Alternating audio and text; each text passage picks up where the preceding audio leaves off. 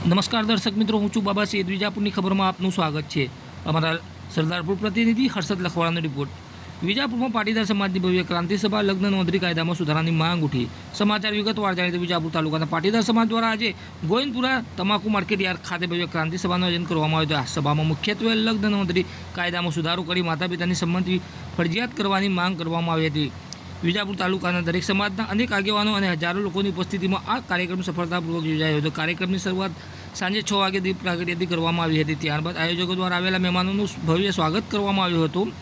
આ સભા આજના સમયમાં વધતી જતી સમસ્યા છોકરા છોકરીઓ દ્વારા માતા પિતાની સંમતિ વિના ભાગીને પ્રેમ લગ્ન કરવા પર કેન્દ્રિત હતી. આવા લગ્નોને અટકાવવા માટે સરકારે લગ્ન રજિસ્ટ્રેશન કાયદાનો સુધારો કરવો જોઈએ એવી માંગ કરવામાં આવી હતી. સમાજના લોકોએ જણાવ્યું હતું કે આવા કિસ્સામાં માતા પિતા જેમણે સંતાનોનો ઉછેર કર્યો હોય તેમની સ્થિતિ અત્યંત કરુણ બની જાય છે. ગુજરાતમાં વિવિધ સ્થળોએ આ અંગે રેલીઓ અને સભાઓ યોજાઈ રહી છે અને વિજાપુરમાં પણ ક્રાંતિ સભાનું આયોજન કરવામાં આવ્યું હતું. સભામાં પાટીદાર સમાજ દ્વારા સરકાર સમક્ષ કરવામાં આવેલી મુખ્ય માંગણીઓમાં સામેલ છે લગ્ન નોંધણી વખતે માતા પિતાની સહી ફરજિયાત કરવી, જેથી સંબંધી વિના લગ્ન ન થઈ શકે. દીકરીના લગ્નની નોંધણી તે જ વિસ્તારમાં કરવી જ્યાં તે રહે છે. લગ્ન સમયે સાક્ષીઓ પર તે જ વિસ્તારના હોવા જોઈએ. એન્ટી રોમિયો કોડની સ્થાપના કરીને તેને કાર્યરત કરવી. કોઈ પણ છોકરા છોકરી લગ્ન કરે તો તેની જાણ 45 દિવસ અગાઉ તેમના માતા પિતાને કરવામાં આવે. આ ઉપરાંત સભામાં દીકરી સુરક્ષા, ગેરકાયદેસર વ્યાજખોરી અને સટ્ટાખોરી જેવા સમાજને લગતા મુદ્દાઓ પર વિસ્તૃત ચર્ચા કરવામાં આવી હતી. સભામાં મુખ્ય વક્તાઓ તરીકે પાટીદાર આંદોલન નેતા વરુણ પટેલ, પાટીદાર ભવન જસદણના પ્રણેતા દિનેશભાઈ, પાટીદાર યુવા સેવા સંઘ મોરબીના કન્વીનર મનોજભાઈ પનારા, સરદાર પટેલ ગ્રુપના પ્રવક્તા પૂર્વિન પટેલ, પાટીદાર આંદોલનના મહિલા નેતા ગીતા પટેલ અને હસમુખભાઈ ચૌધરી પૂર્વ જિલ્લા કોંગ્રેસ પ્રમુખ ઉપસ્થિત રહ્યા હતા. તેમણે વિવિધ મુદ્દાઓ પર ઊંડાણપૂર્વક માહિતી આપી હતી. આ પ્રસંગે પૂર્વ ધારાસભ્ય પીઆઈ પટેલ, પૂર્વ ધારાસભ્ય કાંતિભાઈ પટેલ, સુરેશભાઈ પટેલ, કનુભાઈ ચૌધરી, હિતેન્દ્રસિંહ પરમાર સહિત વિવિધ સમાજના આગેવાનો મોટી સંખ્યામાં હાજર રહ્યા હતા અને કાર્યક્રમને સફળ બનાવ્યો હતો. આ સભા દ્વારા પાટીદાર સમાજે સરકારને આ મુદ્દાઓ પર તાત્કાલિક પગલાં લેવાની અપીલ કરી છે. વિજાપુર તાલુકાના લોકોએ આ સભાને પૂર્ણ સમર્થન આપ્યું હતું. 18 વર્ષની દીકરી ના કાયદામાં આપણે સુધારો લાવવો જોઈએ, કારણ કે એ હજુ 12મું ધોરણ ભણીને કોલેજમાં જ પ્રવેશતી હોય છે.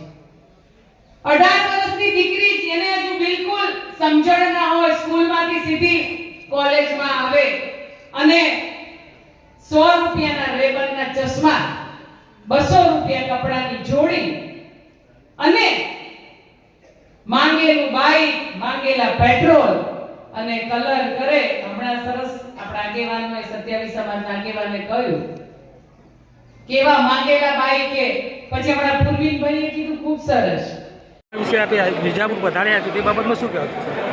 જે રીતે આપ જોઈ રહ્યા છો, સમગ્ર ગુજરાતની અંદર દરેક સમાજની સમસ્યા છે કે દીકરીને ફોસલાવી અને પ્રેમની જાળમાં ફસાવીને દીકરીની જિંદગી બરબાદ કરવાના એક પ્રી પ્લાનિંગ ક્રાઇમ જે ચાલી રહ્યો છે એના વિરોધમાં આજે વિજાપુરમાં એક સભા હતી અને એનો વિષય એ જ હતો કે કાયદામાં ફેરફાર કરવામાં આવે અને ફરજિયાત દીકરીનું જે વતન છે, આધાર કાર્ડમાં એડ્રેસ છે, ત્યાં જ એમના મેરેજ રજીસ્ટર થાય અને એમની માતાની પિતાની સહમતિથી જ આ મેરેજ થાય. એ કાયદામાં ફેરફાર કરી અને કાયદો બનાવવામાં આવે એ માંગણીનો આજે આ વિજાપુરમાં મોટી સભા હતી.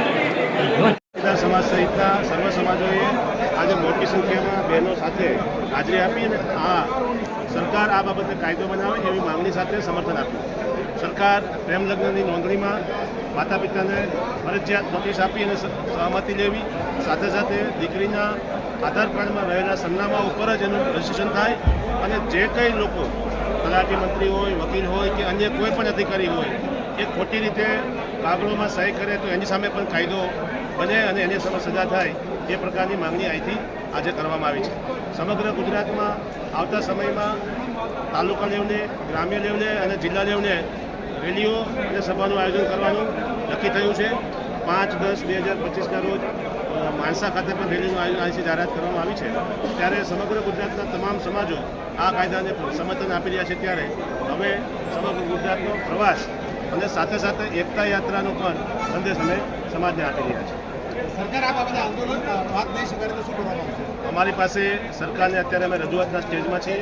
હજી આંદોલન અને ઉગ્રતાના સમયમાં અમે નથી, એટલે ખાસ સરકારને વિનંતી છે સરકાર તાત્કાલિક કરે, બાકી કાયદો બનાવવા વગર અમે આ માંગણીને પૂરી કરવાના નથી.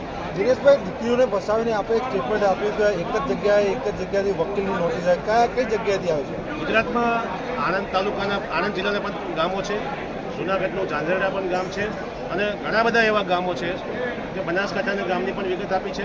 સાથે સાથે ગુજરાતના ઘણા બધા એવા ગામો છે કે જે ગામની વસ્તી 900 થી 800 લોકોની છે, એમાં 2700 લગ્ન થયા છે. આ તમામ માહિતી અમે સરકારશ્રીને ઓન રેકોર્ડ આપેલી છે અને સરકારશ્રીએ આ બાબતમાં સ્વીકાર્યું પણ છે. લગ્ન નોંધણીના કાયદામાં જે ફેરફાર થયો છે તેને લઈને સ્પેશિયલ મેરેજ એક્ટનો જે દુરુપયોગ થઈ રહ્યો છે તેમાં અમે માંગણી કરી રહ્યા છીએ.